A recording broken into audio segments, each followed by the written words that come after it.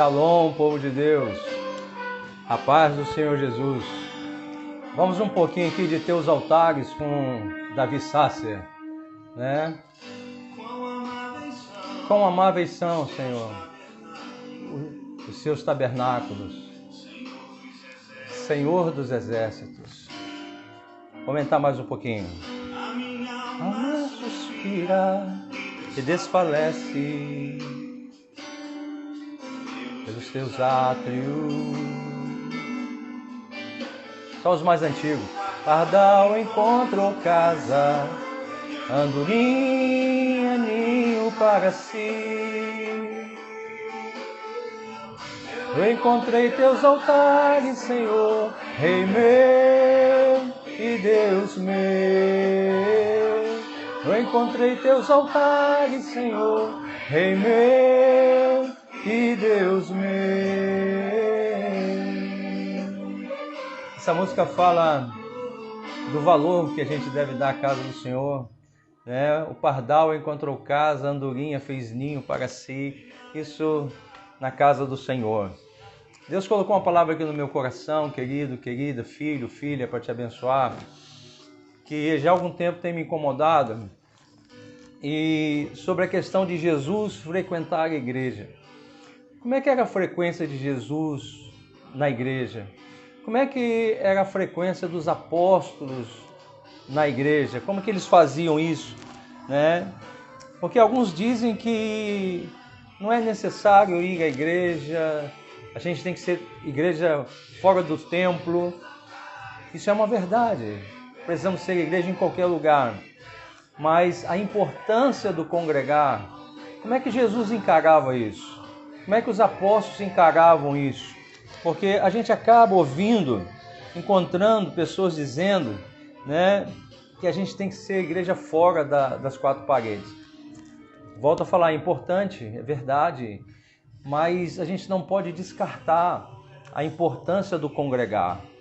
Porque Jesus ele tinha um ministério muito itinerante, mas ele tinha também um ministério muito ativo nas sinagogas, no templo, né, nos locais de reunião do povo de Deus.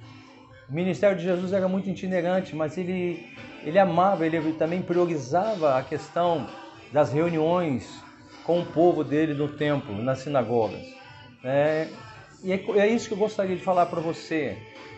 Temos que ser igreja onde a gente for, representar Jesus aonde a gente for. Mas é um tempo em que as pessoas estão desprezando muito o congregar. E aí eu comecei a pesquisar, a estudar como é que era a vida de Jesus com o templo, com as sinagogas, né? Voltando a falar, sem desprezar nosso ministério também fora da igreja, representar Jesus. Mas como que era a vida de Jesus com o templo, com as sinagogas? E aí, começando a estudar, a gente fica maravilhado. Você vai ver Jesus já recém-nascido, indo ao templo para ser circuncidado, resgatado como primogênito. Em Lucas 2:27, Jesus, bebezinho, já indo à igreja, para ser apresentado, circuncidado. A gente vê também Jesus com 12 anos, olha só, Jesus com 12 anos, indo ao templo e conversando teologia com o Senhor, os doutores da lei. Meu Pai do céu, com 12 anos, Jesus indo ao templo e conversando teologia com os doutores da lei daquela época. Percebe? Bebezinho, 12 anos, né? A gente vê Jesus também ali no templo, defendendo o templo dos ladrões, dos salteadores, que tentavam fazer da casa de oração covil de ladrões. Lembra quando Jesus entra no templo e derruba mesas? Enfim, é uma atitude de Jesus um pouco, parece não muito cristã, muito evangélica, mas você vai ver Jesus ali derrubando as mesas dos cambistas, e ele vai dizer: vocês fizeram da casa do meu pai covil de ladrões, porque a casa do meu pai será chamada casa de oração. Então você vê a importância que Jesus dava, né, a questão da reunião nos templos. Então, no templo, quando você então começa a estudar os evangélicos sinóticos, né, Mateus, Marcos, Lucas, você fica espantado.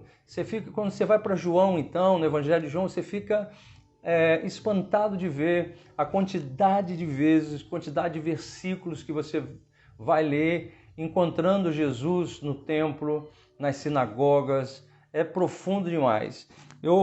A gente vai estar estudando isso, quem sabe, ao longo desse ano, mas eu separei aqui alguns versículos para abençoar a sua vida e mostrar para você como é importante, porque dizer que a gente não precisa mais estar na igreja, que a gente tem que ser igreja só fora das quatro paredes, só dizer isso é errado, né? Que Jesus ele não priorizava também o templo, isso é errado, né? É possível ser cristão sem ir à igreja, isso é errado. Então eu queria compartilhar com vocês, só lembrando que o ministério itinerante de Jesus nas ruas era muito intenso, mas Jesus teve um ministério muito ativo também, né, nos locais de reunião do povo de Deus. A presença de Jesus no templo era muito ativa, né, muito vibrante também. Então o resultado é que a igreja, desde cedo, a igreja primitiva, ela aprendeu desde cedo, né, a dar valor às nossas reuniões formais, né? E assim a gente vai encontrar os apóstolos, né, nos apóstolos reunidos no templo, no começo do livro de Atos, quando você começa a ler Atos dos Apóstolos, você vai encontrar lá os apóstolos reunidos, né, no templo. A gente vê isso, né? E nas sinagogas também como base do seu ministério evangelístico. E posteriormente há uma separação das sinagogas. A igreja passa a se reunir nas casas, isso é uma outra coisa, mas sempre coletivamente também. Reunidos coletivamente no templo, nas sinagogas, nas casas, né? Em suma, se você quer ser um cristão, se nós queremos ser cristãos, nós devemos seguir Jesus e o exemplo apostólico. Devemos seguir Jesus e o exemplo apostólico. Um cristão que não frequenta um local de reunião, não leve a mal o que eu vou falar, querido. Não se ofenda com o que eu vou falar, porque foi estudado, foi pesquisado. Um cristão que não frequenta um local de reunião é uma anomalia. É uma anomalia. Né? Jesus frequentava o templo e as sinagogas. Os apóstolos frequentavam sinagogas e posteriormente a igreja passou a se reunir nas casas. Você quer ser um cristão saudável? Se você quer ser um cristão saudável, precisa seguir o exemplo do Novo Testamento. É impossível ser um cristão saudável se nós não seguirmos o exemplo do Novo Testamento, né? E Hebreus 10, 25 é um texto muito conhecido nosso. Hebreus 10, 25 diz assim: não deixemos de congregar-nos, como é costume de alguns, antes façamos admoestações, e tanto mais quando vedes que o dia se aproxima. Quanto mais a volta de Jesus está próxima, a exortação bíblica é para que a gente não deixe de congregar, como é costume de alguns. Para alguns não faz diferença se vai à igreja ou não, né? Eles não amam a igreja, eles não sentem a igreja, eles não sentem o pulsar da igreja, eles não sofrem um com o outro. Então, a recomendação bíblica neotestamentária é que a gente não deixe de congregar, como é costume de alguns. Quanto mais que aquele dia vai se aproximando. Que dia é esse? A volta de Jesus. Então, Jesus está muito próximo de voltar, então é importante estarmos juntos. É importantíssimo permanecermos juntos, né? E outro grande homem de Deus, né, disse uma frase muito chocante também. Um cristão que não é bênção onde congrega, é maldição onde vai.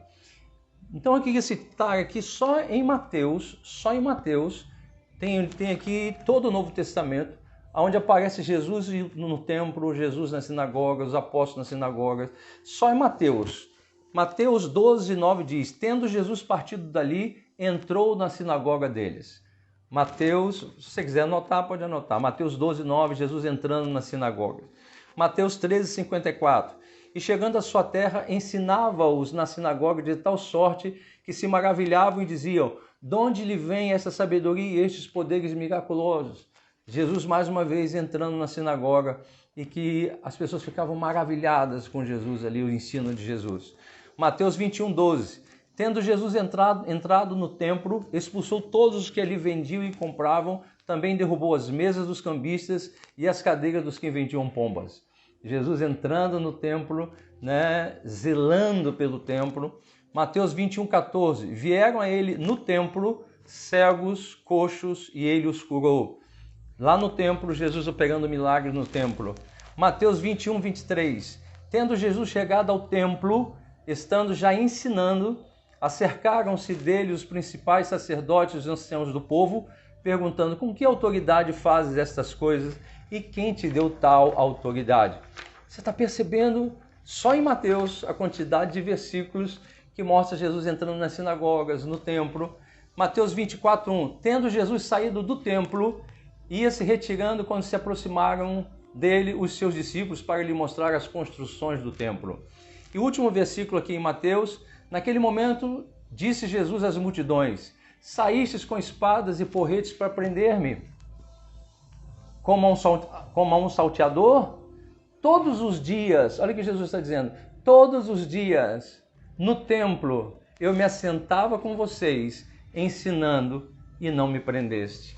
Ah, querido, meu Deus, meu Pai, a minha oração é que você, pelo menos, não dê ouvidos à voz do pastor Gilber, não. Dê ouvidos ao que está escrito aqui na palavra. Dê ouvidos ao que está escrito na palavra aqui.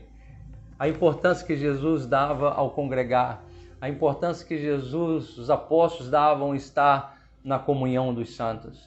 Então, se você quer ser um cristão saudável, aprenda a amar a sua igreja, aprenda a amar a coletividade, a estarmos juntos, a comunhão, porque a cada dia que passa eu percebo que muitos estão se esfriando. Ame estar junto, sem comunhão, sem chance. O segredo é estar junto. Coloque isso na sua mente, no seu coração. Não são palavras do pastor Gilber, são palavras de Jesus para você. E fique com esse versículo de Hebreus, o escritor dos Hebreus dizendo: não deixai-vos de congregar, como é costume de alguns. Realmente virou costume de alguns deixar de congregar. Ainda mais que vai chegando aquele dia. Então, faça da congregação, faça da sua igreja, faça da comunhão algo rotineiro, uma rotina saudável, alegre, e seja tremendamente abençoado. Uma das ferramentas para nos tornarmos cristãos saudáveis verdadeiramente é estarmos juntos na comunhão. Amém? Deus abençoe você. No nome desse estudo a gente poderia dizer, botar aqui, será que Jesus ia à igreja? Será que os discípulos iam à igreja? Como ser um cristão saudável, indo à igreja, congregando com os irmãos, carregando a carga uns dos outros. Isso é ser igreja também, querido. Não só fora, é importante fora, mas dentro também é muito importante. Que isso não morra no seu coração nesse tempo. Amém?